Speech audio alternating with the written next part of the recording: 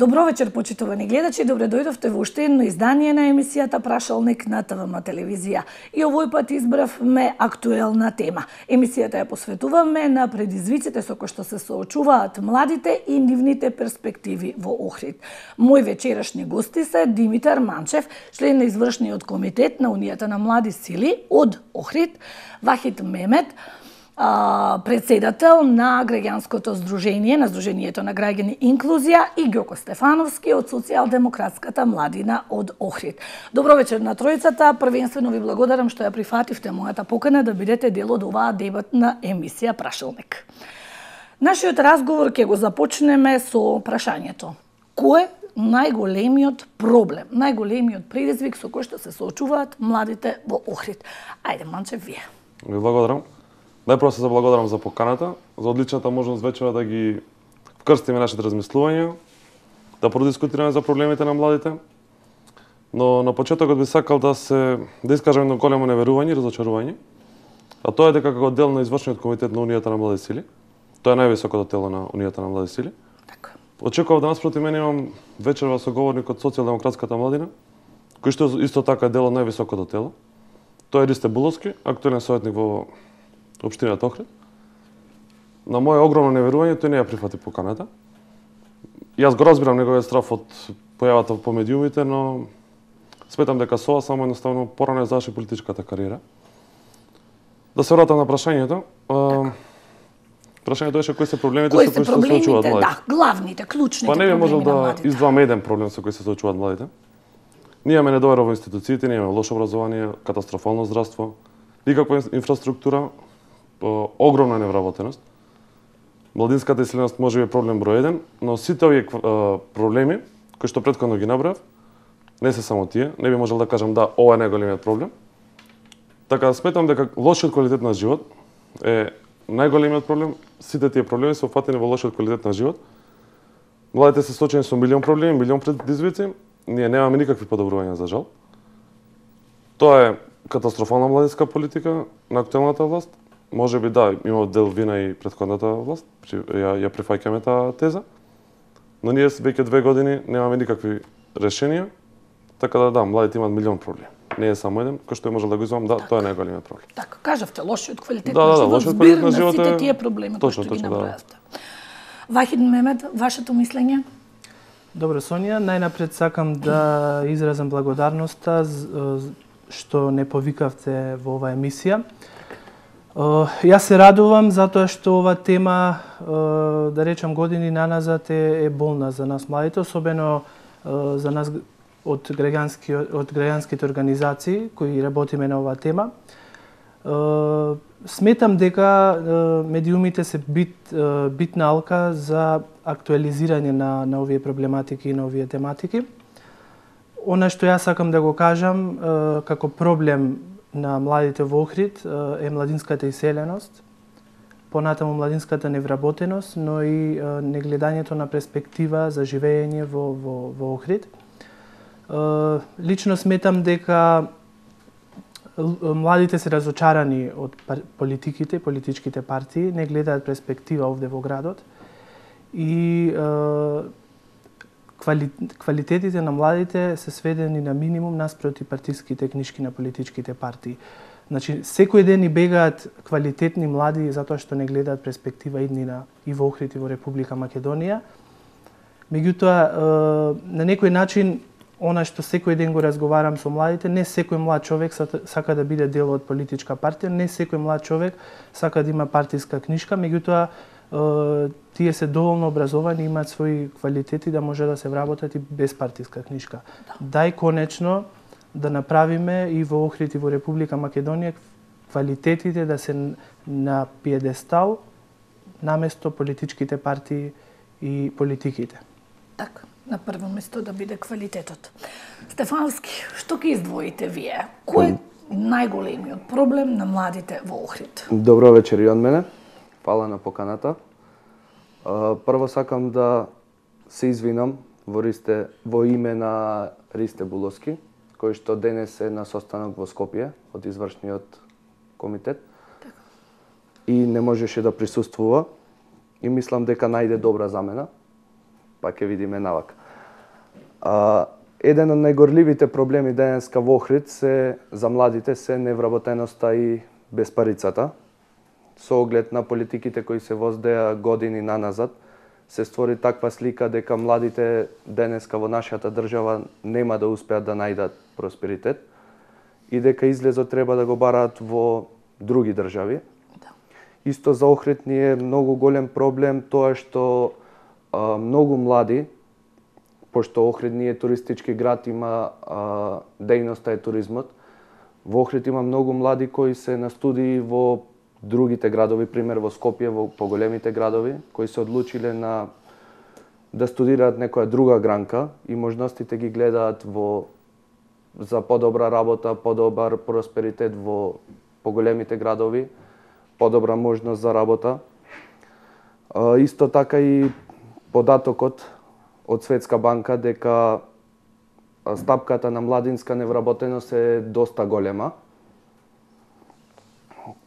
Неможноста, освен во туризмот и неколку фирми низ Охрид да се најде добар просперитет, добра работа. Тоа е еден од големите проблеми што младите во Охрид не ја гледаат тука можноста да не ја гледат својата иднина. Својата иднина во Охрид, да. Така. И самите го начнавте тоа и јас го издвојувам како еден голем проблем. Значи, ние сме сите свесни, државна статистика дека го издвои Охрид како рекордер по иселеност. Тоа се навистина едни поразителни застрашувачки податоци. И велат, не секогаш заминуваат социјално загорозени луѓе и така натака, заминуваат квалитетни луѓе, заминуваат луѓе кои што се ситуирани. Зошто? Ете, кои се вашите сознанија од контактите со младите? Комуницирате, дел сте од тие младински организации, што политички, што граѓански. Што велат младите? Зошто се заминува? Да. Како што кажавте, Унијата на млади сили е едностапно меѓу младите. Ние сме постојано на терен, постојано се среќаваме со голем број на млади. И сите тие претходни проблеми кои што ги споменав, придонесуваат да тоа ние имаме една апатија во Република Македонија, апатија во Охрид. Република Македонија е на трето место по младинска невработеност. Република Македонија е на шесто место во светот, заедно со Ангола, по невработеност општо. И младите наставно не гледаат својата иднина тука. Младите не сакаат да живеат во држава каде што главни вредности се 1 евро за зајф и 1 евро за вицето. Младите се запрепастени од таа огромна корупција. Ние имаме и други податоци кои што сведочат за ова. Република Македонија на 49-то место според можноста за напредок за младите. Наставно немаме никаква понуда за младите. Што понуди актуелната власт? Тоа е прашање кое што секој треба да го постави. Така да мислам дека во моментов и во Охрид и во Македонија ние имаме една апатија кај младите. Наставно својот излез го гледаат надвор од границите на Република Македонија. И ние како млади политичари, а младински активисти исто така, треба да понудиме решенија, треба да понудиме визија со кој што ние ќе ги задржиме младите. Тоа да не бидат празни ветувања, 600.000 седели, ние ќе ги вратиме 200.000 млади. Тука да бидат конкретни теми, конкретни проекти кои што ќе реализира. Се надам дека ние вечерва тука ќе понудиме некои решенија. Да, имаме и таков. Кои ќе ги реализираме во име. Така да, тоа било тоа во поглед на тоа прашање. Мемет, кажете вие што мислите? Што велат вашите контакти со младите? Добро, јас сакам само тука да се дополнам ставот на Џоко, дека согласно официјални статистички податоци, младинската невработеност е некаде 53%, односно пола од младите се невработени. Тоа искрено за мене како граѓански активист, младински работник, кој секојдневно работи со младите во аспект на младинската политика, е фрапантна. Добро кажа дека не секогаш е пресудно, нели, не заминуваат само сиромашните. Платите, значи, имам случај на мој другар кој има добро работно место, зема некаде 20.000 денари, меѓутоа и тој сака и значи прави документи да се замине од Охрид и од Република Македонија. Не секогаш добрата ситуирана работа и позиција ги задржува овдека младите. Апсолутно се согласувам дека постои некоја апатија кај младите. Не гледаат долгорочни перспективи за нивен квалитетен живот овдека во Охрид и во Македонија. Не гледаат иднина за своите деца. Исто за мене исто така алармантно. Ако размислуваме долгорочно за еден млад човек и иднината ја гледаат во некои од странските земји, односно најчесто како топ земји каде што се иселуваат младите се Германија, европските земји, но не исклучувам и Америка, односно Соединетите Американски држави. Да.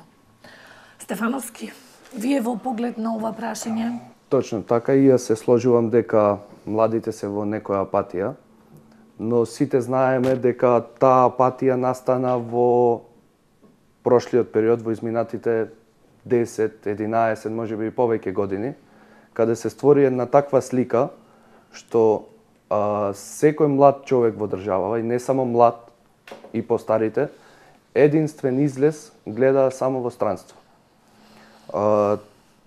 Тука беа бара излез во странство затоа што се создаде слика дека во Македонија нема никогаш да просперира и нема никаква можност за напредок или било какво истакнување во општеството. Многу тешко да се створи семејство, да се одржува семејство, финансиската состојба беше лоша, сето тоа е со оглед на политиките кои досега се водеа. И да, се сложувам со Манчевски дека треба дека треба конкретни проекти. Ние имаме конкретни проекти. Тука е проектот за поддршка на млади, поддршка за иновативни бизнис идеи и сите проекти кои ќе следат навака. Многу поддршка се надеваме дека ќе има со влезот во НАТО и во Европската Унија. И пак ќе спомнам дека најголемиот проблем за Охрид не се само странските држави, туку и поголемите градови каде што има повеќе можност за работа. Пошто Охрид ни е претежно туристички град, многу од младите го избегаваат туризмот како дејност за работа.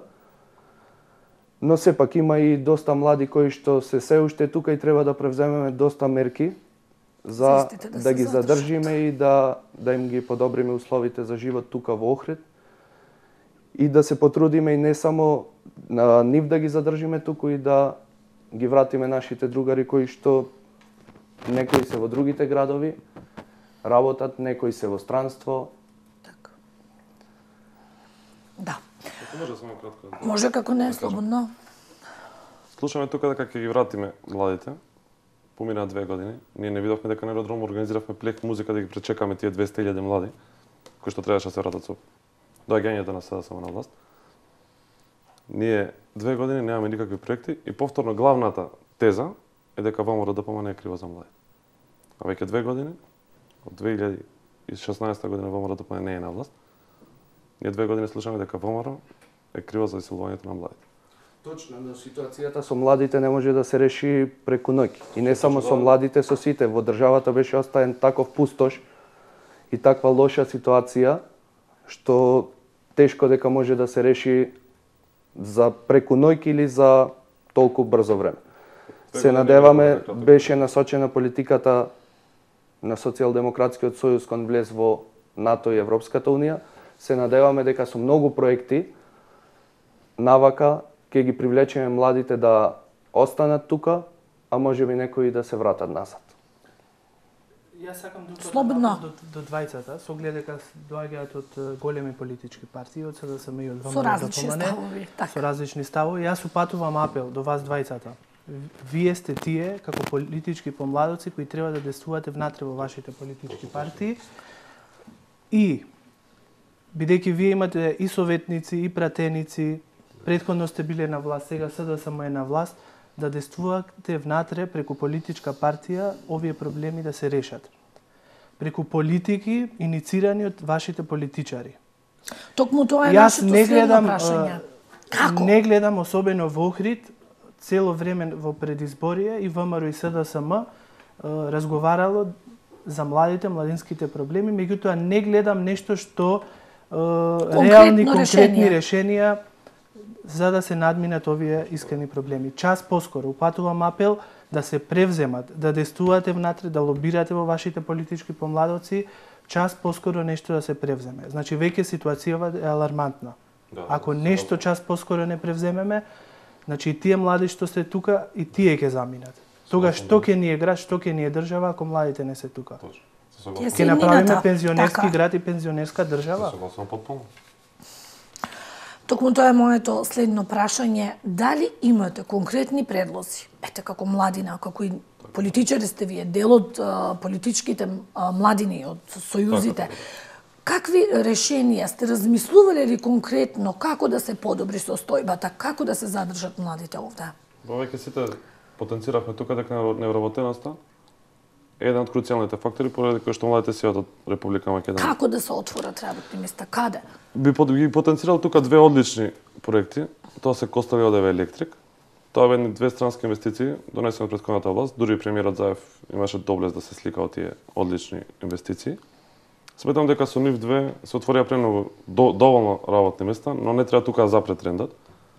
Ние мора да продолжиме со трендот на отварање на нови странски инвестиции. Но не треба да бидеме насочени само кон странските инвестиции. Охрид има факултет за информатичко општество, за информатика. Ние треба да ги поттикнеме тие млади да творат во Охрид, да останат во Охрид. Популарните фриленсери се еден одличен пример за развој на невработеноста, за намалување на невработеноста. И реалноста е дека на тие млади фриленсери државата воопшто не им е излезена во пресред. Тие имаат добри примања, тие земаат плата од странство. Да, странски плати. И апсурдот е што на тие млади, наместо да им се намалат даноците, им се зголемија даноците. Тоа е парадоксално. Демотивирачки. Јас познавам многу другари кои што работат така и дел од нив веќе размислуваат да земат држава, дел од нив веќе замина, а дел од нив поради зголемување на даноците отворија нерезидентни сметки во соседните држави. Ние наместо да добиеме повеќе даноци, добиваме помалку даноци, а младите си од државата. Го имаме факултетот за информатичко општество, треба да ги поттикнеме младите да се насочат во тој кадар. Сега странските инвестиции се исто огромна можност. Реалноста е денеска дека, без да најмалку да го навредам, Самка Ибраимовски е главен советник за странски инвестиции. Човекот може би е добар во некој друго поле. Самка Ибраимовски е пратен. Тано беше советник за странски инвестиции, заедно со Љубе Бошковски. Не, Рубин Земан не беше, беше советник за мултикултурализам и интеркултурализам. Самка Ибраимовски беше претходно министер за декада на ромите. Аднан Кјахил беше за странски инвестиции. Исто и... Добро, може да сум ги помешал, но реалноста дека претходно го имавме Виктор Мизо, ги имавме Веле Самак. Врвни експерти во тоа поле. Меѓутоа се Виктор Мизо е директор на кој е абсурд? Кој е абсурд? Која тој ја донесе тука. Дали го деградирате Виктор Мизо неговото знаење, мислам? Не, апсолутно не. Меѓутоа малце абсурдно и од аспект на луѓето и на младите е подценувачки да човек кој носел странски инвестиции на крај после завршување на мандатот биде директор на таа странска инвестиција. Зборуваме за еден одличен кадар, не знам што е тука проблем. Не навлегувам во неговите квалитети, апсолутно може да се согласувам дека тоа е баш така. Не би навлегувал. Сепак покрај странските инвестиции би поентирал со ова. Мора да ги поттикнеме младите, посебно информатичарите, да го направиме Охрид град каде што информатиката ќе го придвижи градот напред и ќе задржи младите тука. Дигитализацијата, модернизацијата, новата технологија, тоа што го придвижува светот. Мислам дека треба да го пратиме трендот на тоа. Така. Мемед, вие поносно ова прашање. Како да се подобри состојбата? Имате ли вие предлози, конкретно мерки? Сонја, јас малце претходно емотивно зборував, затоа што јас се соочувам со таа ситуација да на некој начин петтиот мои најдобри другари, четворица веќе заминаа во странство, а веќе петтиот се спрема да си оди. Тоа е вистина поразително. И затоа јас цело време и во моето делување како граѓански активист и цело време пишувам статуси на Facebook за да допрам до политичарите и тие кои носат одлуки малце повеќе да се загрижат за овие состојби. Ако мене како другар ме боли, претпоставувам колку ги боли нивните родители, нивните роднини. Значи јас имав ситуација да одам на една обука во Кичево. Чекав автобус на автобуската станица во Кичево и се најдов во една ситуација каде што мајка го испраќаше својот син во странство. Немате представа колкави солзи ронеше. Едноставно немаше надеж дека повторно ќе се врати овдека во Република Македонија. Значи, тие се некои ситуации на кои што треба директно и со решенија да делуваме. Ние како граѓански сектор сме секогаш тука да кажеме, да алармираме, да критикуваме, меѓутоа оние кои треба тоа да го решат, направат, се власта, локалните самоуправи, градоначалниците, советниците. Час поскоро ни треба, особено во општина Охрид, стратегија, системска стратегија која што ќе го реши ова, меѓутоа и дебата, јавна расправа, каде што конечно ќе се соберат сите и политичари, и бизнис сектор, и млади и така натаму кои ќе разговараат на оваа тема. Засега сме немале ни таква трибина, ни таква дебата, ни таква стратегија. Па ево, можеби ова нека биде апел до општина Охрид да се направи таа стратегија. Исто така ние влегуваме повторно во избори за градоначалник. За жал го изгубивме нашиот покоен градоначалник Јован Стојановски, кој можам да кажам дека не само што јас имав поддршката негова како младински работник, не само моето здружение, него сакаше да помогне, меѓутоа не секогаш еден функционер, градоначалник или советник како единка може да помогне без да има поддршка и ветар во грб од политичката партија. Така. Исто така имаме сега како граѓанска организација, да речам, добро сме примени од локалната самоуправа и од ВД градоначалникот Константин Ѓоргиевски. Има слух и тоа ме радува. Имаше слух и градоначалникот Стојановски, има слух и овој ВД градоначалник. Меѓутоа, градоначалникот е само градоначалник. Администрацијата, советниците и сите други чинители треба малце повеќе да се заангажираат на оваа тема. Така. Стефановски, ајде вие со конкретни предлози како да се подобри состојбата. Вака, јас малку ќе се вратам прво на даноците и ќе зборувам малку во мое лично име. Јас не се сложувам со таа политика што досега се водеше, дека за странските инвестиции треба да биде све бесплатно, да се добие државно земјиште, да бидат ослободени од 10 години данок, затоа што имавме случаи и видовме дека после 10 години, кога тие странски инвестиции требаше да почнат да инвестираат тука и да плаќаат и даноци и било каков бенефит да има нашата држава од тоа, тие веќе ги затвараа фирмите и си заминува од нашата држава, бара некоја друга држава каде што... Кој е таков пример? На странска инвестиција која се заминува? Мислам дека беше Johnson Controls во Скопје. Не, јас мислам дека имаше од Источна Македонија некој таков случај, го пишуваа медиумите, дали се затвори, дали престана да работи, не можам да кажам. Значи не се сеќавам. Имаше еден таков случај. Источна Македонија, го знам случајот на Источна Македонија имаше, да. Од Турција. Да, имаше. Каде што Ете таа. Беше вршени некој притисок, па тие мораа да си одат. И во поглед на странските инвестиции доста се занемаруваат нашите домашни инвеститори, кои што за да отворат било каква, да направат било каква инвестиција, било каква фабрика или било што тука, треба да платат, да купат земјиште, да платат комунали, даноци редовно и свето. Нема исти третман. Нема исти третман. Домашните и странските. Да. И тоа е еден лош случај кога домашните инвеститори се занемаруваат и најверојатно би барале можност каде што е поисплатливо и поевтино за било кој.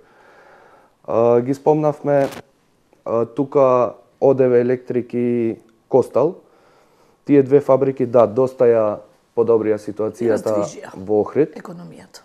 И не само за младите, наши врсници, туку и за оние многу помали генерации кои што заради лошата финансиска состојба на нивните семејства, уште од најмали години наместо на детските игралишта и да се дружат меѓу себе, бара било каква работа за да си го подобрат својот статус и да имаат джепарлак за да излезат и да се дружат со другите деца. Наместо како што некогаш бевме, барем нашата генерација стигна едно време додека бевме уште слободни и можевме да бидеме и на игралиште и да спортуваме и да играме и да се дружиме без размислување дали нашето семејство е добро финансирано, не е добро. Ги немавме тие проблеми кои што денешниве генерации ги има. И мислам дека ова што го спомна Вахид со дебати, со разговори и со барем доколку се остварат овие најави за уште неколку нови фабрики во Охрид, ситуацијата значително ќе се подобри. Исто тука и туризмот, сепак Охрид е туристички град. Треба не да се сме гледа и тоа тука да и го нена занемариме, перспектива да. особена. Да, со зголемување на понудата на идеи и манифестации кои би се одржувале во нашиот град, би се зголемило и тука приливот на туристи и би заживеел повеќе градот од колку што беше претходниве години. Тука се превземаат доста мерки и локалната самоуправа, спомна Вахид, имавме многу голема поддршка, посебно младите, не зборувам тука политички, било кој. Тука се проектите на владата финансирани од Министерството за финансии, за иновативни бизнис идеи. Скандалозните фонд за иновации? Да. Добро. Така, значи се превземаат мерки според вас за подобрување на оваа ситуација. Да. Јас сакам само да се надополнам за странските инвестиции, односно за ОДВ Костел. Да, тие се добра можност младите луѓе да работат и на некој начин се тие Костел и ОДВ за сега некој агрегатор на вработување на младите во Охрид. Меѓутоа, да не забораваме дека во Костел бараат одредени критериуми, квалитети за да може еден млад човек да се вработи. Така да, Стручно, мислите стручност, компетентност, затоа така. што тие работат со одредени софистицирани машини и така натаму. Претходно ги носат и на обуки во странски земји да се усовршат, така да првично на младите му треба пракса.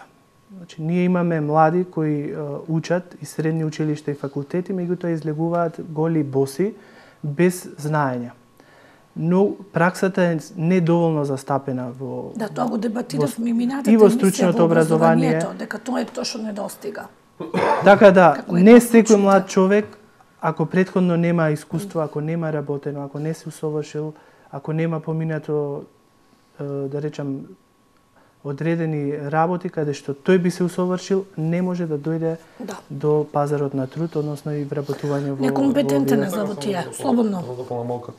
Одделот за образованието, благодарение на Коста Градове, мислам дека се отвори нова паралелка во ЕМУЦ, која што е точно за потребите на тие две компании. Се воведуваа некои Така, нови смерови, да. Да, нови смерови, така да мислам дека се покажа како добра практика, тука сите ќе се согласиме. Имаше и курсеви кои што ги организираше локалната самоуправа бесплатни за да се обучи населението, бидејќи потребите на фабриките беа такви. И имаше такви курсеви кои што ги организираше општината лично и бесплатно. Значи се случува, да се остручи населението за потребите на пазарот. Ние како граѓанска организација имаме добра соработка со Работнички универзитет во Охрид, така да бевме информирани за тие курсеви. Да, имаше такви курсеви. Ние исто така пуштавме млади луѓе да одат и ги мотивиравме на тие курсеви. Ајде сега да ве прашам сите еден по еден, кој е вработен и како е вработен? Манчев, кажете вие, каде сте вработени и како се вработивте? Со партиска книшка, кој ви помогна, без партиска книшка, што имате завршено? Со оглед на тоа дека завршив факултет за безбедност, сум дипломиран криминалист. Не, партиската книшка ме не е помогна да се вработам. Каде сте вработен? Не сум вработен. Во моментот сум на студии на факултетот на правниот факултет Јустинијан први. Значи не сте вработен. Од мојата генерација, дипломирани криминалисти се вработе само еден во Министерството за внатрешни работи. Еден вработен само? Да, од цела генерација. А го имаме случајот со пратеничката Милева Ѓоргиева Драдовиш, која работи својот син аптекар во УБК. Така да, не, партиската книшка ме не е помогна да се вработам. Не сте вработен, значи. Така да. Јас мислам дека сте. Мемет, вие, вработен ли сте? Како сте вработен?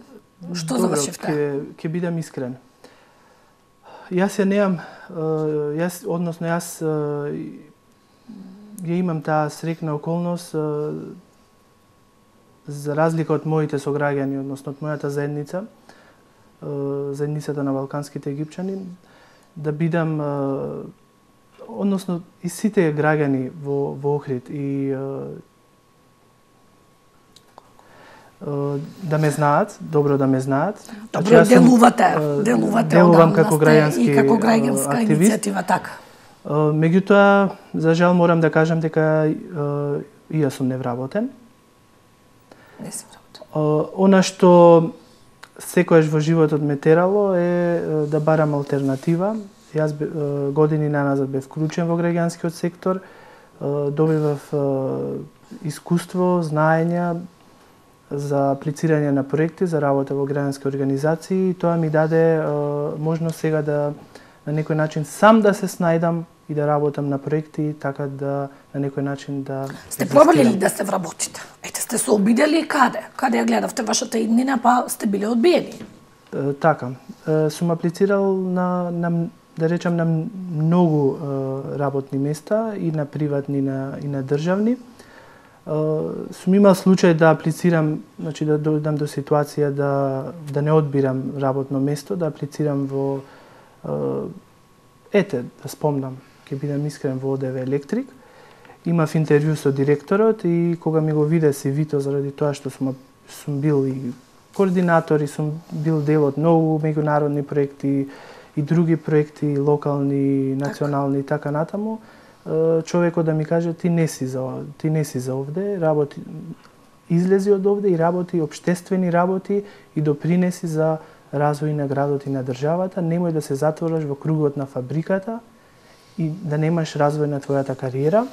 Така. Тоа беше добар совет. Да, не си за таму, едноставно не припаѓаш тука. Од друга страна сум аплицирал на многу државни работи, меѓутоа на некој начин, можеби заради тоа што доаѓам од граѓански сектор, а ние од граѓански сектор сме на некој начин критичари на едната власт и на другата, па уште сум во состојба и во ситуација да сум невработен. Меѓутоа јас ќе се борам и ќе продолжам да работам и како граѓански активист, без разлика дали ќе се вработам или не во државните институции, бидејќи тоа не е пресудно за мене. Така бе. Стефановски, вие вработен сте каде, на која функција? Да, моментално сум вработен, работам доста години. На почеток за наетчиски работи, после во угостителски објект. Сега моментално сум во водостопанство. Кога се вработивте? Година и 2 месеци сум таму. Ви помогна ли партијата? Не. Како се вработивте? Имаше конкурс? Имаше јавен оглас, имаше интервју, тестирање и мислам дека помогна моето образование, искуството наназад. На која функција сте? Моментално сум раководител на подружницата во Охрид, Црндрим. Така. Велите се вработивте непартиски.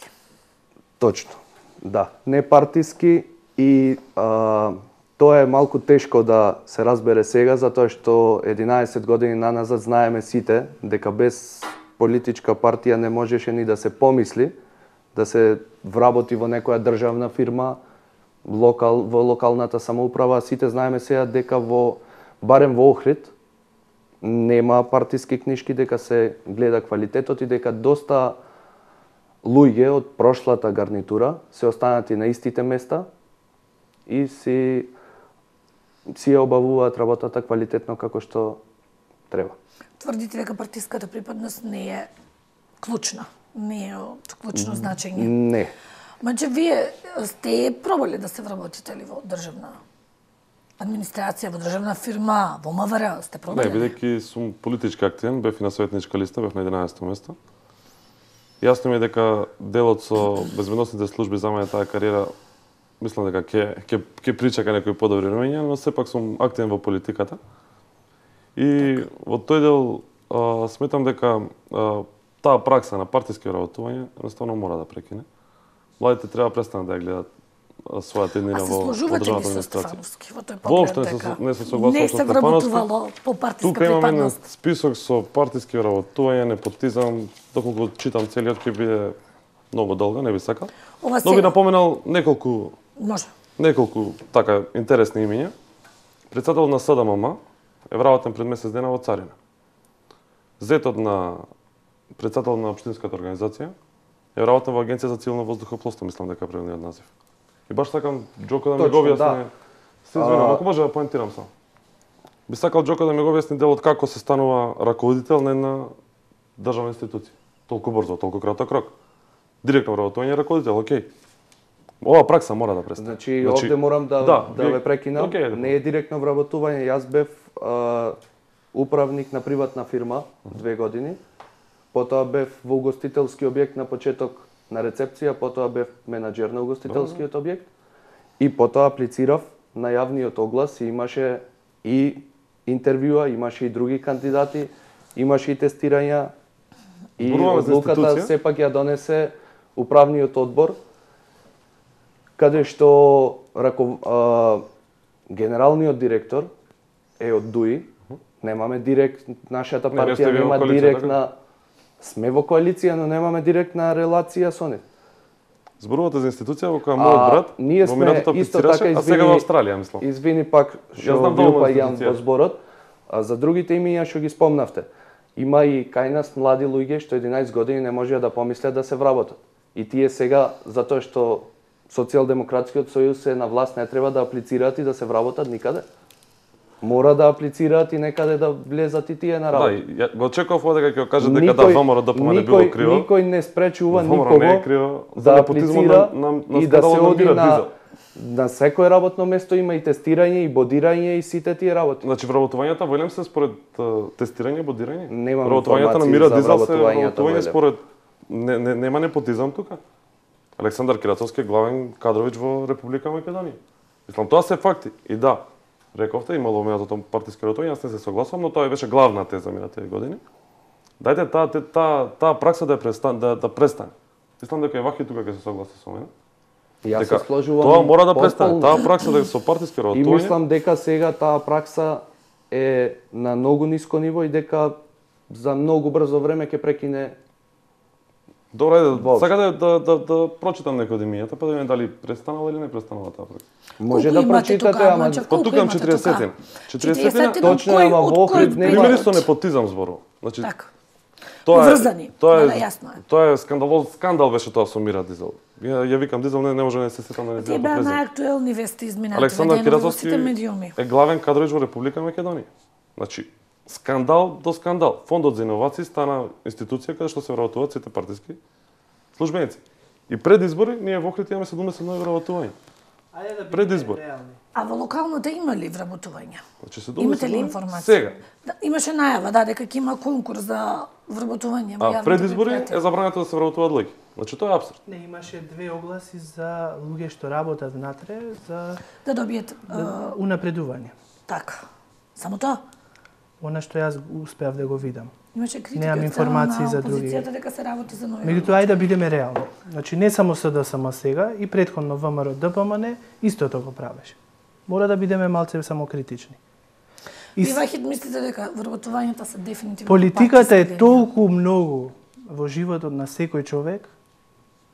Сите пори од општественото живење. Ако немаш партиска книшка, во Македонија не може да бидеш ни раководител, ни референт, ни не знам што друго. Така да ајде да не се лажиме. Што години наназад се влечеше, ама мислам дека сега е намалено и дека ќе прекине тој тренд. Па зошто тогаш Вахид Мемет е невработен? Затоа што не сум дел од ВМРО и од СДСМ. А како да аплицирате се? Дали партиите имаат влијание во ОДВ или во Костал, каде што ти си аплицирал па некој да го спречил или да побарал партиска книжка? За приватни инвестиции. Спомна пред малку дека таму си аплицирал, не спомна. Тоа беше само еден пример. Зборувам за дека аплицирал на повеќе конкурси. Така да мора да бидеме самокритични. И пак ќе се навратам, тоа е онај период, во кој период аплицираше? Постојано. Значи јас се доведов во ситуација да аплицирам буквално секаде. Да, на сите конкурси, бидејќи сте невработен, нормално едноставно се решение. И на некој начин сакав да пробам, да направам еден пробен балон. Аплицирав без разлика на работни места, во повеќе приватни фирми, и во државни. Но и во државни. Реалноста е денеска дека ние имаме повеќе вработени во државна администрација, отколку што имаме бироа и столчи. Ова е апсурден момент. А имаме нови вработувања. Имаме нови вработувања, значи претходно беше државната администрација пренатрупана, државната администрација имаме воведување и на нови работни места. Имаме например, заменици директори во вработени, јавните предпријатија, тоа е едно ново работно место кое што е воведено. Точно, јас овдека сакам уште малку да се Може, надоврзам слободно. во склоп на работава која јас моментално ја работам. Администрацијата во Охрид и во држава беше доста пренатрупана, но има еден друг момент кој е доста лош. Пример, во мојата фирма, моментално ние имаме доста администрација и инженери, но немаме општи работници кои треба да извршат работата. И точно е дека мора да има нови вработувања, но тие се неопходни. И со оглед на тоа дека изборите ќе течат доста време, правевме напори, тие работници кои што досега биле со договор на дело, им се истечени договорите, да успееме да направиме нови договори пред изборите, за да може навреме да ја фатиме сезоната и да ги завршиме нашите задачи. Да. Тие се тие нови вработувања. А други нови вработувања многу ретко. Добре, јас ќе се согласам по еден став. Мислам дека ова власт е малце потолерантна од власта на ВМРО-ДПМН, затоа што имаме случаеви да раководители, кадри на ВМРО-ДПМН, началници уште стојат на нивните работни места, без разлика што сега на власт е СДСМ, така да тука малце се доведува во прашање и политиката на спроведување на програмите на СДСМ, затоа што уште имаме случаеви да раководители, директори, началници се кадри на ВМРО-ДПМН. Тоа е што порано го спомнав дека тие раководители вработени кои добро си ја извршувале работата, немале никакви грешки, никој нити се обиде да ги промени, нити се загрозени. И треба да се цени квалитет. Се додека одговорно си ја завршуваат работа. Во продолжение да погледнеме еден прилог кој што го изготви екипата на ТВМ телевизија, а претходно реклами.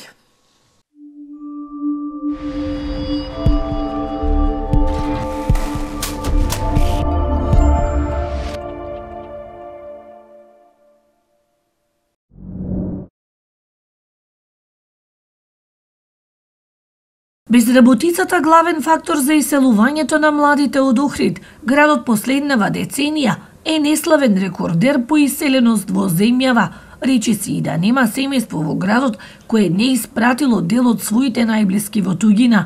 Младите сакаат пристоен, достоинствен живот, сакаат да им се цени трудот, а не да работат за минимална плата и да бидат неми сведоци на вработувања и доделување функции по партиска линија. Од Центарот за социјални работи во Охрид велат намален е бројот на невработени во градот, бидејќи младите заминуваат. Па пред 10 години негде имавме 2000 семејства. И полека се намалува бројката, законот и одредени процедури што ги има, и плюс голем број од младиве го напуштаат градов поради невработеност и така. Запрашавме неколку граѓани, сите полни со тага и загриженост за состојбата со младите. Една мајка во 5 години двата сина ги испратила во туѓина. Немав како да ги задржам, овде нема, ниту ќе има перспектива, раскажуваат со тага. Моите, ја имам двајца се во странство ојде, од што нема работа и... Двете деца ви се во странство? Да. Колку години се иселени? Па 5 години има, 4,5 години. Вие сте сами? Да. Собственик на сладкарница во Охрид, загрижен за својот 18 годишен син, размислува каде да го испрати собственото чедо, каде да замине за да ткае посреќна иднина. Јас имам дете 18 годишен, меѓутоа се мислам ден и ноќ како ќе завршницата. Не се знае, овде нема сигурност ништо. Ево имам сладкара јас, работам тука, зимава од 1 октомври навака до, можам да речам, до 15 април е катастрофа. Вложиш, се трудиш, нема перспектива. Со кој народ ќе работиш? Види како е. Со кој луѓе? Владините мерки и програми за вработување изминативе години како да немаат ефект врз младите. Најголем дел од нив заминуваат во странство разочарани, бидејќи не може да најдат пристојна и платена работа, уморни од политичките елити кои 2,5 децении наместо стручност ја ценат партиската припадност. Заминуваат капацитети, стручни обучени кадри кои се китат со светски успеси и признанија во странство. Во градот остануваат осамени старци, несрекни родители, неостварени баби и дедовци, кои своите внуци ги гледаат на Skype и Facebook. На успесите на собствените деца се радуваат преку социјалните мрежи. Оние кои заминале никогаш не се враќаат.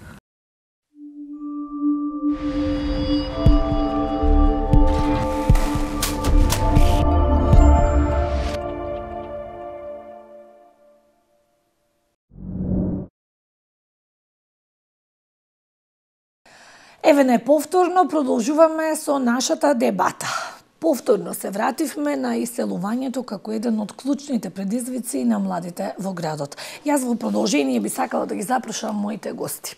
Манчев, дали вие би се иселиле, би ја напуштиле родната земја во потрага на поквалитетен живот? Се гледате ли себе си негде во странство?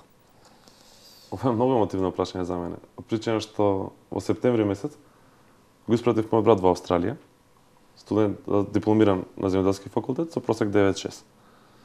Испратив во декември месец неговата жена и моите две внучиња. Така да, ова е стварно емотивно за мене, делот со иселувањето. Го сваќам и лично. Бидејќи дипломиран студент со 9.6 просек и жена по професија докторка заминава во странство, тоа е загубила Република Македонија. Тоа е одлив. Но загубила и лично моето семејство. Моите внучиња се гледам на Skype секој ден. Но искрено да бидам, на 24 години ни брат не размислуваше да заме од Република Македонија. Тој одлучи дека сака заради неговите деца да ја бара еднината надвор и двајцата беа вработени.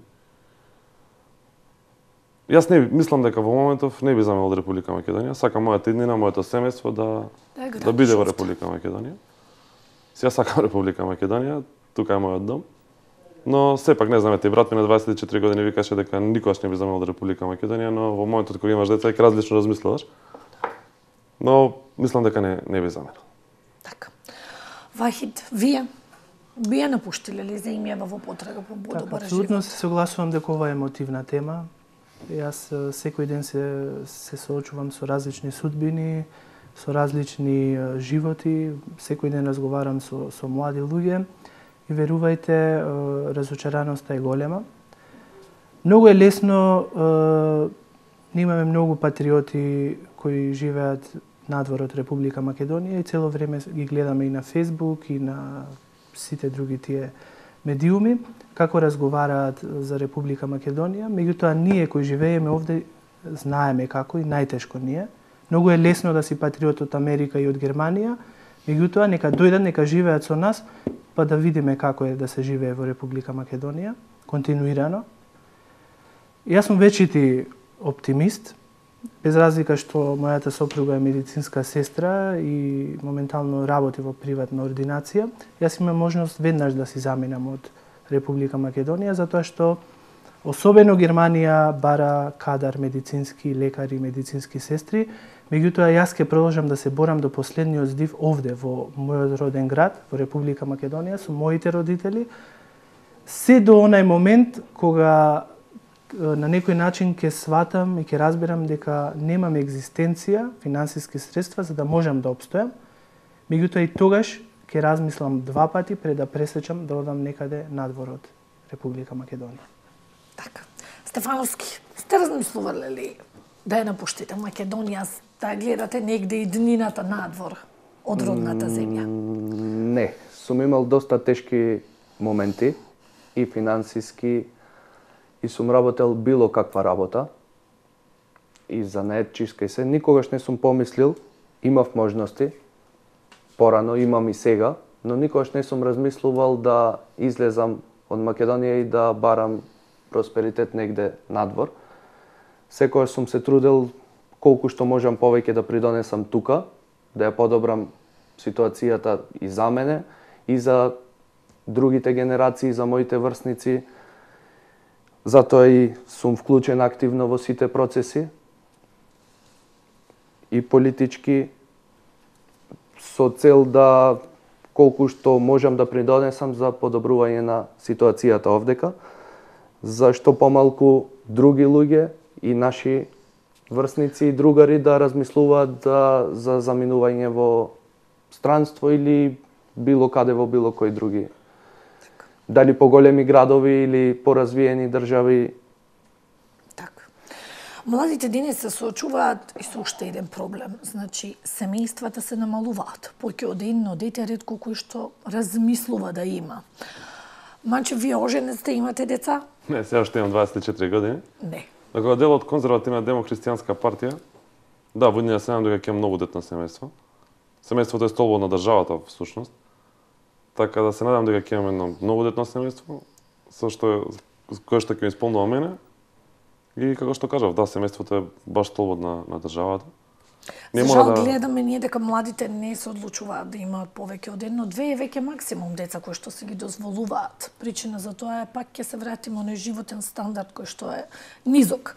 Па не би се согласил дека само нискиот животен стандард причина. Младите денеска сакаат да го поживеат животот, да изградат добра кариера, да се доедуцираат. Аспекти, така е.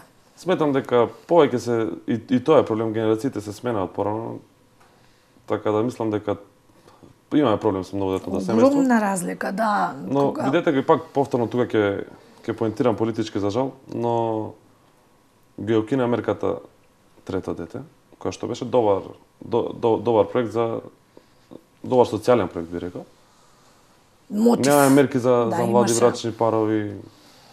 Немаме едноставно поттик за да младите имаат многодетни семејства или семејства со барем 2 деца. Така. Тоа е трагедија за Република Македонија. Така. Мемед, вие колку деца имате? Добро, јас иако сум 3 години во брак, немам деца. Тоа е можда некој либерален пристап, односно став и на мене и на мојата сопруга, со оглед на тоа што пак е пресудно тоа што сум невработен, значи само таа работи, можеби тоа е пречка да ние немаме мотивација да размислувате за зголемување на семејството. Да имаш дете, да имаш деца во Република Македонија е голем трошак. Значи на некој начин со една плата тешко дека ќе може да обстоиш како семејство. Меѓутоа мора да се напомене дека годините поминуваат и дека семејството, односно детето е столпи на семејството и на бракот, така да без деца и едно семејство не може да обстојува. Така. Стефановски, вие оженет ли сте, имате деца? Се уште не. Не сум оженет. Што мислите за намалувањето на семејствата? Тоа е точно, да. Тој податок го имаме и од сите основни школи моментално низ градот. Знаеме колку е намалена бројката на нови ученици по школите.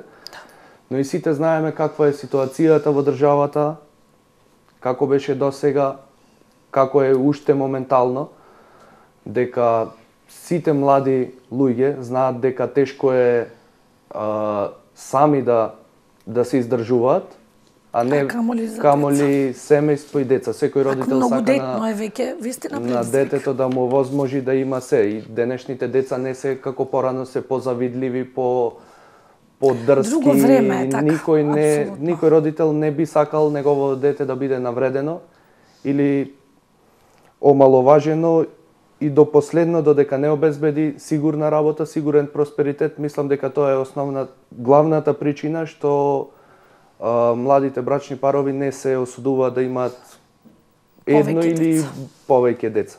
Но се надевам со новите економски мерки, со влезот во НАТО, дека ситуацијата во државава значително ќе се подобри. Па се надеваме дека бројката на војнина ќе се зголеми. На првачина ќе не се зголемува во градот. Честопати, значи, помеѓу младите се зборува дека не е само невработеноста проблем. Проблем е тоа што градот нема анимација. Ете, еден затворен базен се гради 5 години и се уште го нема и нема ни најава дека ќе биде доскоро. Нема солиден центар за култура, театар, нема кино сала, некоја современа, некоја убава која што ќе ги привлекува младите. Што мислите на оваа тема? Дали како млади сте притискале во вашите партии, ете кога биле на власт, нешто да се подобри, да се вложи, да се инвестира? Дефинитивно, како член на извршниот комитет, ќе започнам од крај, ќе се вратам на почеток. Да. Како дел од извршниот комитет на Унијата на млади сили, ние во минатиот период изградивме на стратегија за млади. Тоа се сет на мерки кои што се реални, методолошки направени. И тие мерки ние се надевавме дека ќе представиме на предвремените избори сега во мај, но ете ги немаме. Ќе ги имаме на предвремените избори на есен. Тие сетот од мерки е создаден за младите со реални исполнливи проекти. И сега се вратам на почетокот. Да, ние во моментов немаме никаква анимација за младите. Анимацијата за младите треба да биде под ингеренција на Агенцијата за млади и спорт. На Агенцијата за млади и спорт директор е Дарко Каевски. Тој е председател на Социјалдемократската младина на Република Македонија. И познато дека за него младинска политика представува шише виски во дискотека. И немаме реални проекти за млади. Оставно ова што се случува со младите, ние немаме лизгалиште. И да подсетам тука, каде што спомнавте лизгалиштете, лизгалиште имаше во првата година, откако дојде во МРДП на локална самоуправа. Скратени се во моментов средствата за Домот за култура. И како ние да ги задржиме младите во Охрид? Тука се наметнува баш тоа прашање. Низ младите има чувство за депресија, сите викаат дека е пензионерски град, ке се согласите сите со мене, немаме квалитетен ноќен живот. Нема каде да се нема што да се прави. Да. Посебно во зима, мислам дека градот, после тие новогодишни и божикни празници, мислам дека градот е, да не бидам груп, но... Го викаат и град на духовија, сликаат Охридската чаршија во 7 навечер и сликите се навистина запрепастувачки. Нема движење, нема ниту еден човек по улиците. Мемед, вие подносно прашање. Добро, пред конкретно да се префалам на она кое како прашање, сакам да споменам што е она што ние го работиме како граѓанска организација, како граѓански активисти, младински работници. Сдруженијето за мултикултурна интеграција и инклузија од Охрид е членка на Националниот младински совет на Македонија.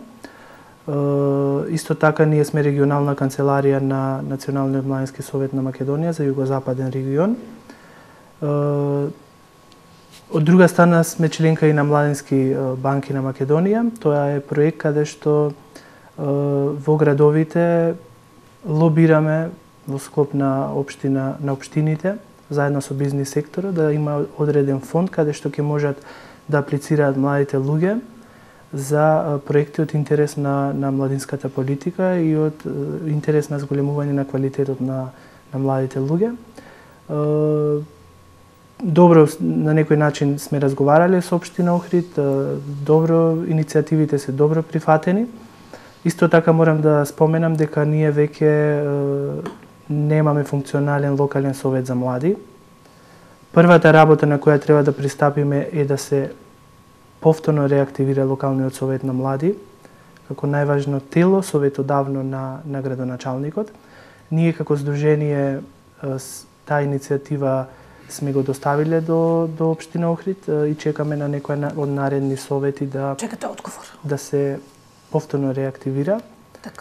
Така да, не можеме да зборуваме за младински политики, не можеме да зборуваме за отвореност на општина Охрид ако веќе немаме функционален локален совет на млади.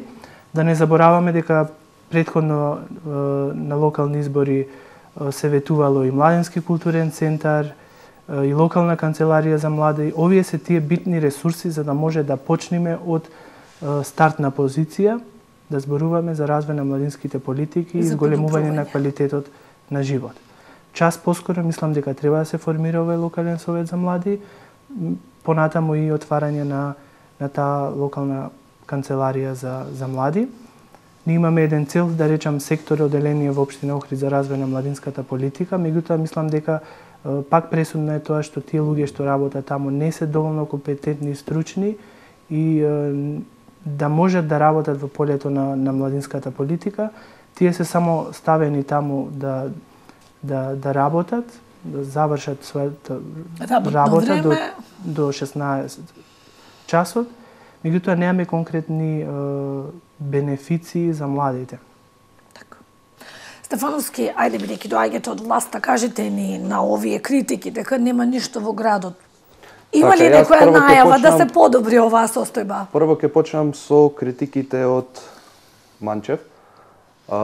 Има можност 4 години наназад да ја подобрат ситуацијата во Охрид, но сите знаеме дека ништо не се подобри, ништо не се случи во Охрид како би се подобрила ситуацијата и за младите и за било кој. Го спомна претседателот на Млади и спорт, Дарко Каевски.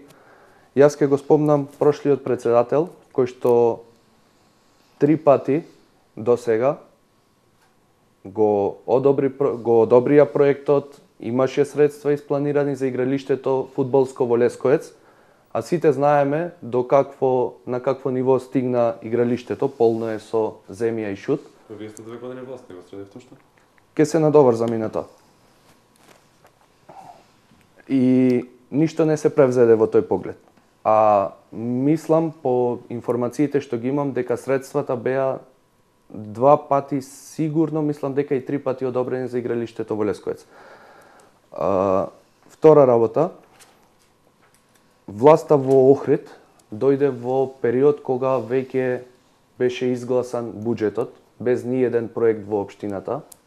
Имав можност да разговарам со раководителот на финанси на Загреб, на општината, и тој кажа дека Загреб има во секој момент 2000 проекти готови, во било кој момент кога има било какви средства, дали од Европска унија или од било кој фондови, да се одбери проект и да се аплицира. Општина Охрид беше без ниту еден проект.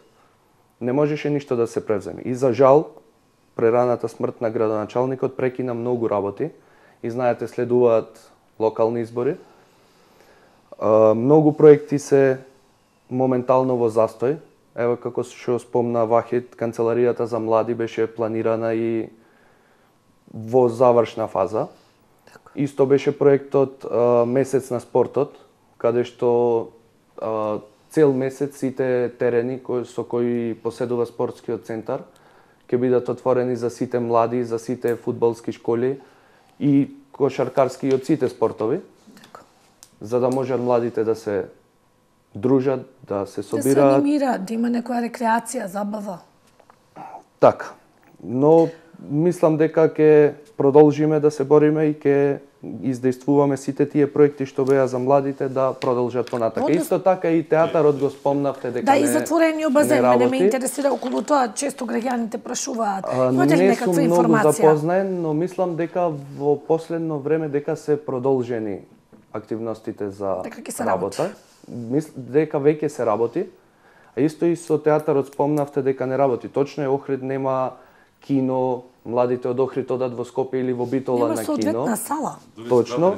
Но за театарот има во последно време доста представи кои се доста посетени и се полни и дури е тешко да се најде карти. Скратени се средствата за Домот на култура. Од предвиден буџет ние го скративме буџетот на Домот на култура во Охрид.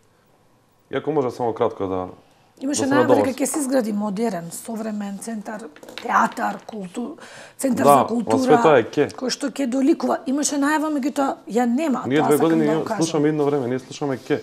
И повторно е ВМРО да помене криво за сите неуспеси. Па и уназад 11 години слушавме само ке. 8 години локалната самоуправа беше градоначалник Александар Петрис. Точно, и во негово време имаше изгалиште, имаше и кино, имаше све. Охрид беше град на духови, сите се замина. Јас тоаш го паметам Советот како еден глас, еден стан. Сега Советот може би еден глас, една зграда. Апсурдно. 8 години овде власт, ВМРО ви е крио. Во моментот сте на власт, повторно ВМРО ви е крио. Точно. Но колку средства централната власт одвојуваше за таа локална тогаш? Како, дали немаше проекти? Улица Железничка изграда, спортската сала во Улица Железничка не е од локална? Улица Железничка под Министерството транспорт врски. Така. Зборуваме за локална. Тоа е во Охрид. Јас живеам на таа улица. Во ред? Јас живеам на таа улица. Отворен универзитет во Охрид, така? Точно. Во време на ВМРО ДПМ. Потрошени се 72 милиони Па нормално е дека нешто мора да е отворено. 11 години беше ВМРО на власт, ако 11 години ништо не е отворено. И да, ВМРО-ДПМН не е на власт веќе 2 години, ВМРО-ДПМН ја плати политичката цена. Точно, и ние 2 години слушаме во овие 2 години Македонија веќе луѓе сработете нешто. Членство во НАТО, а за брзо време ќе биде и Европската унија. Под која држава потпишавме? Доколку сакате за проблемот земете, но да не ја длжиме темата. Би сакал тука да запа. Јас сакам да се надоврзам. Можеме, повели. Значи, доста беше препокување помеѓу двете политички партии. Дајте да понудиме решение, се согласувам. Дајте пред интересите на политичката партија СДСМ и ВМРО да се граѓаните. Точно. Граѓаните се разочарани, револтирани. И во време на ВМРО-ДПМН, затоа и не продолживте да владеете. Меѓутоа и сега имаме доза на разочарано за некои работи. Секој ден сум помеѓу граѓани, секој ден сум помеѓу млади луѓе. Па добро, тука се поставува прашањето, ако дојде животот, зошто се уште се Интересот на граѓаните треба да биде пред се, затоа што легитимитетот и на власта и на политичките партии ја даваат граѓаните и младите. Се додека размислуваме низ призмата на партиите, интересите на политичките партии, поединците во власта или во политичките партии, ние нема да имаме успех ни во Охрид, ни во Република Македонија. Дајте да излеземе од лавиринтот на она што претходно како матрица го правеле и во минатото, но го продолжуваат и сега да го прават. Јас не гледам разлика ништо од претходно и сега. Јас само гледам дека луѓе се сменати, а владењето и политиките и матрицата на политичките партии останува иста. И мене ми е многу жал за тоа. Јас нема да се сложам со ова. Има доста конкретни мерки, доста конкретни проекти кои треба да следат навака. И Манчев повторно ќе се вклучи со тоа но имавте можност 11 години да покажете. Нас ни е ова прв мандат. Видовме што покажавте. Ова ни е прв мандат, па за некое време, после 2 години ќе има избори, доколку ние не го оствариме, ќе останеме на тоа народот е тука, па ќе го каже истото. За младите. 5. Во Охрид моментално зборував за ситуацијата во која беше локалната самоуправа. Не можеше да се крени крајот да се најде во локалната самоуправа. Добро, владата да направила некој проект за млади во Охрид. А тоа е работа на локалната, ние сите проекти ги работевме со локалната. Дел се под ингеренција на владата, дел се под ингеренција на локална. Точно. Меѓутоа и истата ситуација беше и во владата. Ево го зборуваме игралиштето во Лесковец, не може крај да најме кај се парите ојдени што се обезбедени за игралиштето. Повторно ВМРО ви криве. Стварно не. Па ВМРО направи толку голем хаос што да се навратам за времето на Александар Петровски. Не се поминува преку нојки. Тој хаос. Се согласувам, дајте да работиме на реални проекти. Дајте да видиме проекти, нешто видливо. Така. Салата во Велгоште е изградена во време на ВМРО-то, па не е видлива, сите ја гледам. Вештачката трева на фудбалскиот стадион ја гледаме, сите видлива. Постои. Точно. Ево го сега е проектот за стадионот во Охрид. Ке има Охрид модерен стадион, веќе е поминат, веќе е во постапка, во секој момент треба да почне да се гради. Тоа е убава веста. Одлично. Но тоа пак ќе треба сега. Не е веќе е помината цела процедура. Апсолутно сметам дека спасот на нашата држава се фондовите од Европска унија. Да, за да може да се гради и да може да влезат финанси. Како граѓански активисти имаме одредени експертизи, работиме континуирано, аплицираме на такви проекти, знаеме како се добиваат тие проекти, имаме искуство и мислам дека и локалните самоуправи и државните институции малце повеќе треба да се отварат овие граѓански активисти кои претходно работеле на вакви проекти, кои имаат експертиза, имаме многу луѓе од граѓански сектор кои можат да повлечат големи фондови од Европска унија, да ги земат и да ги искористат потенцијалите. Така. Ние имаме општина Охрид која не доволно работи сега и претходно на апсорбирање на овие европски фондови. Значи во една прилика беше представник од европската делегација Бертолини и кажа дека општина Охрид нема искористеност на европски фондови. Значи имаме цел сектор на тлер, лер и така натаму, многу администрација, многу луѓе, меѓутоа немаме реални Малку проекти. аплицирање на проекти, Така. а со тоа и подобрување на животот на граѓанинот и на младите. Јас сум дека се надоврзам со тоа претходно што го кажав со проектите. Значи, општина Охрид нема ниту еден проект со кој би аплицирала на тие фондови. А еден проект знаеме дека кошта да се изработи доста пари, не беше предвиден во буџет, немаше средства за тие проекти и затоа општина Охрид досега нема аплицирано и не ги има искористено тие средства. Меѓутоа, јас лично работев... Има хонорари и таму може да се предвиде хонорари за тие луѓе кои ќе работат и кои ќе аплицираат, така да за се може ако се сака. Да, за одредени работи имаше. Значи проектите немаат апсолутно врска со фондовите, односно со буџетот на општина Охрид. Проектите имаат.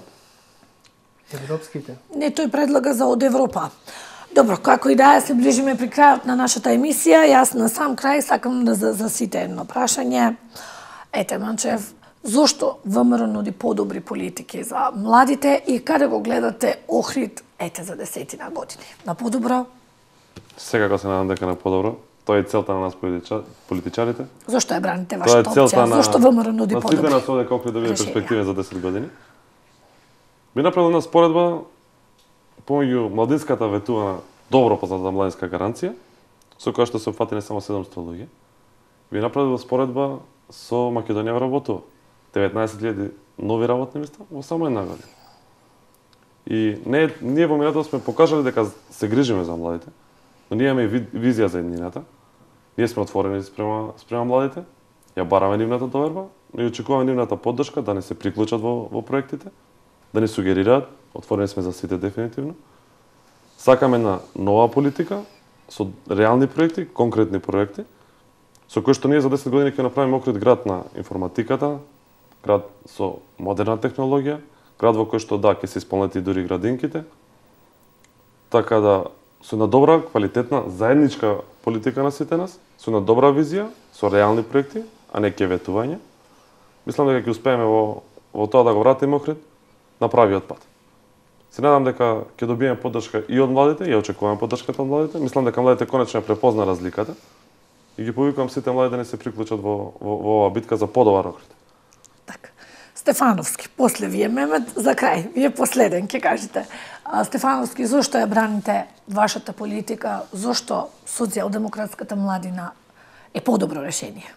Значи, ја видовме политиката од ВМРО до ПМН изминативе години и доколку таа беше добра, ние денеска немаше овдека да дебатираме за невработеност и за иселеност и за проблемите на младите. Туку ќе дебатиравме за некои нови поинтересни работи како уште повеќе би зголемиле нешто во градот. Мислам дека имаме можност да подобриме многу работи. Работите течат во позитивен правец и дека и младите, и граѓаните на Охрид, па и на цела држава ќе увидат и знаат како се движат работите, каква беше ситуацијата досега, зошто во ова измината година во Охрид не се многу работи, покрај тоа што и многу се завршени, не се многу почнати, но сепак мандатот и обеќавањата на прерано починатиот градоначалник беа за 4 години, а не за една година. Се уште не беше навлезен и не можеа многу работи да се завршат, но се надевам дека повторно ќе имаме добар кандидат, добар градоначалник и дека од било која партија да е, дека ќе се бори за младите, како што покојниот Јован се бореше, и дека ќе успееме да го подобриме животот во Охрид. Така. Мемет, за крај вие. Добро, јас малце сакам. Вие кажавте критично и кон едните и кон другите, но ете. Апсолутно, како граѓански активист секогаш ќе бидам критичен кон нешто што представува проблем и недостаток на една заедница и едно општество. Ние како граѓански активисти и како граѓански организации сме тука за да коригираме и власта и опозицијата и секогаш ќе реагираме на негативни политики кои се одразуваат на животот на граѓаните и на младите луѓе. Она што само накратко сакам да го кажам за младинската гаранција, со оглед на тоа што тоа е проект на Националниот младински совет на Македонија заедно со Агенција за млади и спорт, мислам дека и на Министерството за труд и социјала, беше во пилот 3 општини, има резултати, меѓутоа сега се прават анализи да се тоа младинска гаранција се рефлектира и во другите градови. Се надевам дека ќе биде и во Охрид со оглед на тоа што Охрид е број 1 по младинска иселеност и ние пренесуваме информации дека таа гаранција е потребна реално во Охрид.